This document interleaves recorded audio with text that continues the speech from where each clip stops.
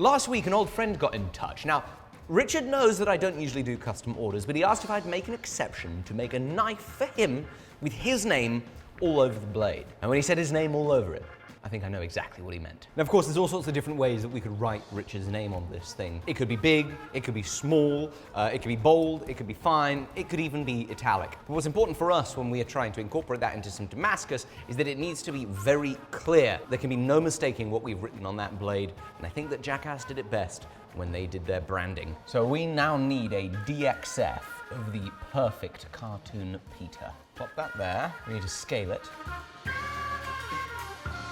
Wants to be about 43 millimeters long. 43. The question is, do I have it square or do I have the orientation on the 45? Definitely on the 45. I'm concerned that it's going to make it too starry when it becomes a mosaic pattern. Well, the thing is when you mosaic it out, then you do your little flip thing, you'll be like touching tips, you know? Maybe I don't want to touch tips. Block. So we need to make something like this with the positive and the negative. You could say the male and the female. Out of one material, we're going to make this block, and then out of another material, we're going to make this block. But I don't have a means of cutting a solid block of steel that's that thick. A wire EDM would work great. We don't have one in this workshop, so instead, we're going to be using the Wazer water jet. Export as DXF, diagonal PP. Man, that is a massive hog.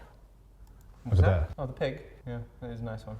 Right, I'm going to want 8 of these. Copy sketch. Now we've got 4 of them. That is a lot of them. Woo! Export as DXF. 8 willies. Wait, so are you planning on doing 8 willies at the same time? Yeah, we're going to be working on 8 all in one go. And then we'll have to like reset, take them out, put some more material in, and then do another 8, and so on and so forth. Batches of 8. I've got a joke, but I can't get it out. Are you gonna? Are you gonna? Are you gonna? Are you okay, Jamie? Are you gonna finish them one by one, or are you? Or is it just gonna do the outlines? I think it's gonna do them all one by one, but then we'll have to finish them all at the same time with some hand filing to clean it up. I'm gonna go no tabs, manual tab placement. I'm gonna put them all here on tip. Tab, tab. Put them in heck, it's gonna take us 51 minutes to finish 8 of them. Material.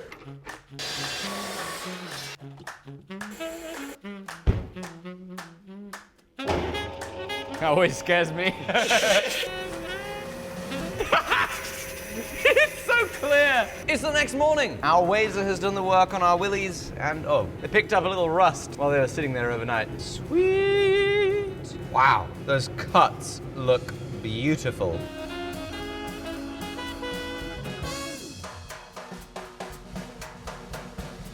All right, it took a while, but I got 2 handfuls of the stuff. We got to do a little counting, and I don't know if I can count that far because there's a lot in front of us. 18, 19, 20. 22, 15, and 20 willies. 18, 19. Oh, we have less 1080 than we do 15 and 20. The reason for the difference is I had some issues with abrasive getting clogged on the Wazer, which caused a few failed cuts. So now we need to give them all a good rub. They're currently coated in WD-40 because, of course, when we come out of the Wazer, they're covered in water, they have a tendency to rust. And as with making any Damascus, surface finish is crucially important. So I'm gonna need to recruit Jamie's help here. We're gonna take some Scotch Brite, and both of us are gonna get to rubbing it down. Lovely day today. That's not bad. Now we need to give them a good... Now I pop them all out. Ow, my thumb. There's still going to be some cleaning up to do at the tip of it where it's a bit sharp. We'll have to clean up the inside here as well. Ah, it's weighty when you hold it in your hand.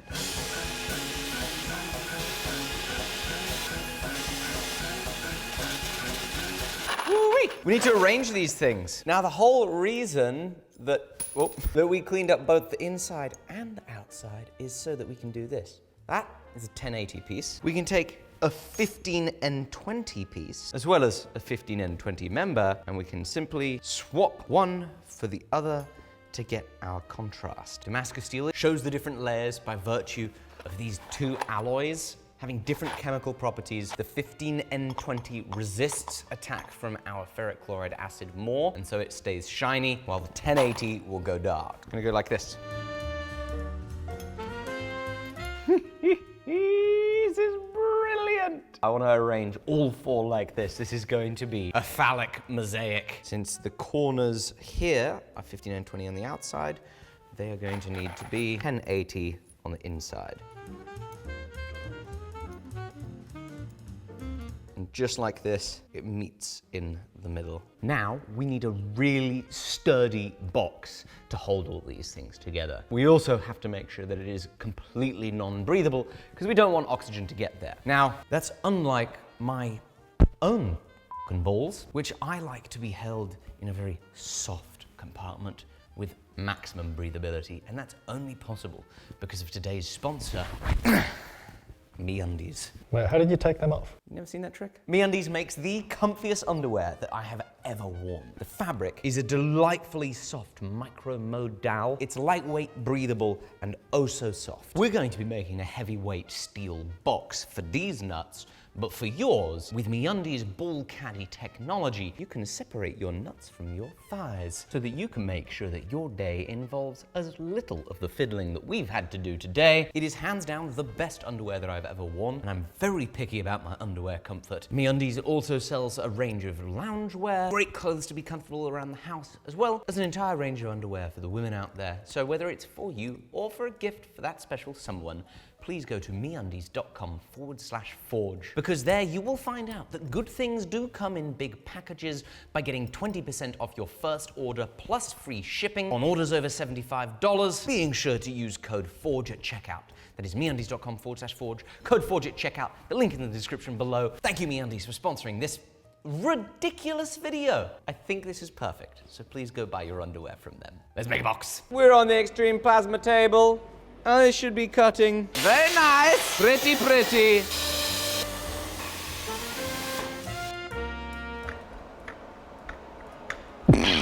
What? Why are you laughing? It's working perfectly fine.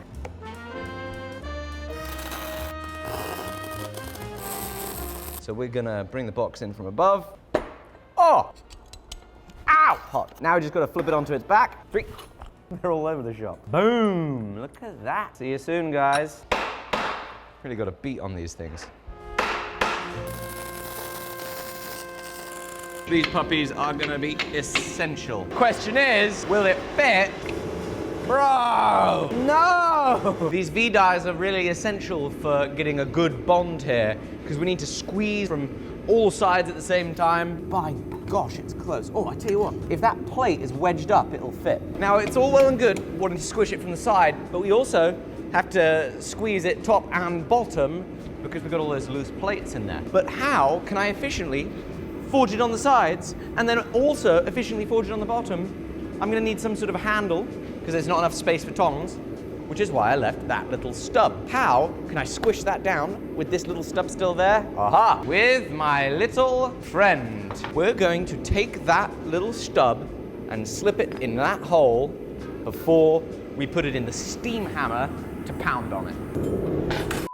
All right, y'all, let's do it.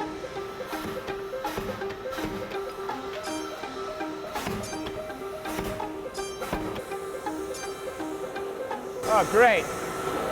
Yeah, that forges really well. Jamie, I need a bloody bigger hydraulic press. That thing did nothing.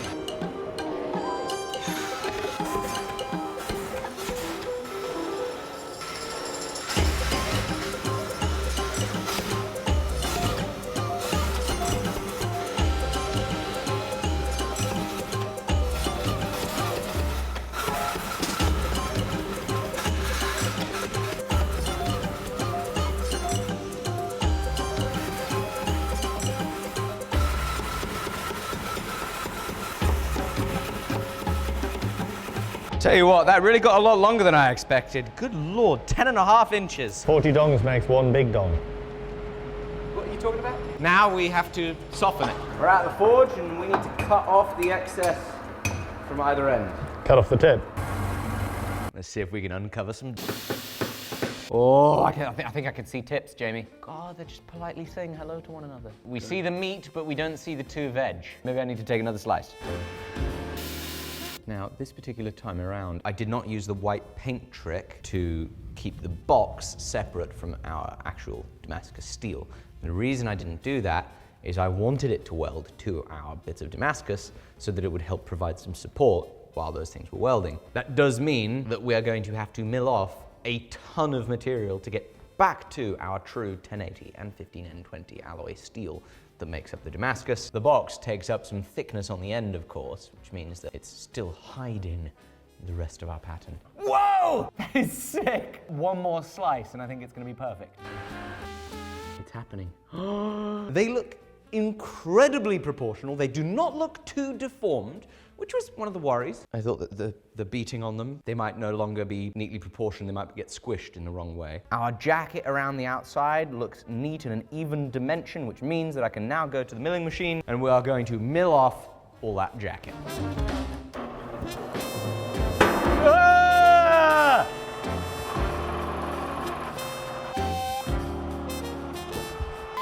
Gonna wipe on some acid and see if we got through that jacket. Acid is not doing much reacting. If I take off too much jacket, there's no more veg. That is quite a big rod of Damascus, isn't it? It really is. I didn't think it would get so big. I was concerned it was gonna be quite little, but I think we've got plenty. That's what she said. What? I don't get it. Why did she say that? We would know that we had got through the box if we started seeing a dark line and a light line. Since we can't see it, I'm gonna take off another millimeter.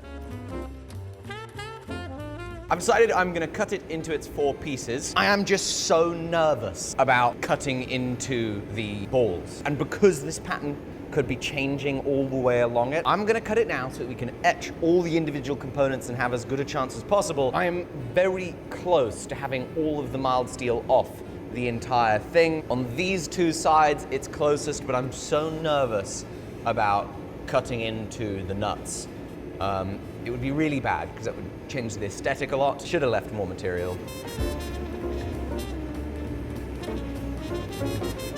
Oh, yes! We got so lucky. They are all perfect. Look at that! 4, 8, 12. I got 16 of them. So we've taken our bar of 4 willies and we're gonna stack it into a 4-way so that we have a pattern with 16 of them. Now, because we are so close on material around the borders of these nuts, I've decided I want to add a border of knife steel, and we're gonna build up our billet size with about a 1/4 inch extra.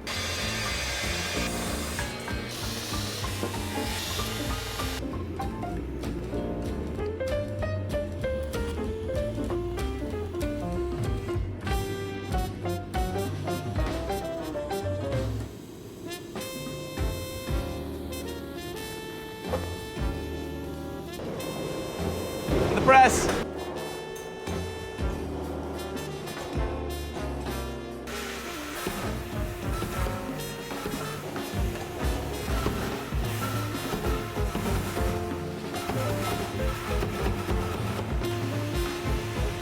When have you ever seen the end of a billet look like that? I can let this cool down and we're going to take a slice off it. Look at that. Got some heavy deformation in the corners though. Maybe that'll be better if we take another slice.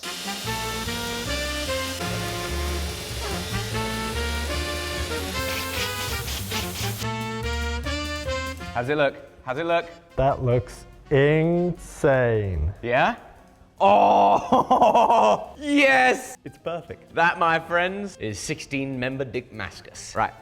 Hang on a sec. I gotta take a picture of this. We gotta send this to Richard. Tell him that this is the material that we've got for his blade. Woo! Hey, Richard, check out the progress on the Damascus for your knife. That is utterly unreal. It is so good. Oh, got a reply! Oh, he told me to never speak to him again. Oh, I thought he'd be on board with this, JD. I thought that's what he was asking you for. I thought he was going to be on board with this. I thought he was going to find this... Ow! I just stabbed myself with tungsten. I thought he was going to find this really funny. Well, if he doesn't want a knife from it, maybe you guys can let us know what sort of blade you think would suit such a creative and unique pattern. Please leave a comment down below. And of course, a video like this would be impossible, completely impossible, without an epic sponsor like MeUndies, who makes the best underwear that I've ever worn. So please go support them by buying yourself some underwear. MeUndies.com/forge, code FORGE at checkout. You know the drill. I appreciate you all so much. Can't wait to make a pokey poke out of these pokey pokes. And by that, I mean I can't wait to make a knife.